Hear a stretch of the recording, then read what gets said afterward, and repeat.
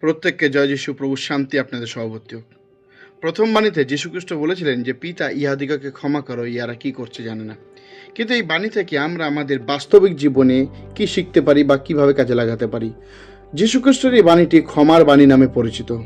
প্রকৃতপক্ষে ক্ষমা কিন্তু একটা শব্দ নয়, একটা বাক্য নয় যে মুখে বললাম হয়ে গেল। ক্ষমা কিন্তু একটা জীবনযাত্রা, যেটা আপনাকে সারা জীবনে পালন করতে হবে। এবং দ্বিতীয় যে জিনিসটা দেখতে পাই, ক্ষমা আমরা কাদের করতে পারি। অনেক সময় আমরা তাদেরকে ক্ষমা করি যারা আমাদের সঙ্গে অল্প কিছু অপরাধ করেছে, যেটা খুব একটা ভয়ঙ্কর ক্ষতি নয়। কিন্তু আমরা দেখতে পাই যীশুখ্রিস্ট এখানে কাদেরকে ক্ষমা করেছেন। প্রথমে যীশুখ্রিস্টকে যারা ধরিয়ে দিয়েছিল, আমরা জাগতিকভাবে দেখলে যীশুখ্রিস্টের চরম শত্রু, কিন্তু যীশুখ্রিস্ট তিনি জানতেন যে তারা জানে না কি করছে, এটা ঈশ্বরের পরিকল্পনা ছিল।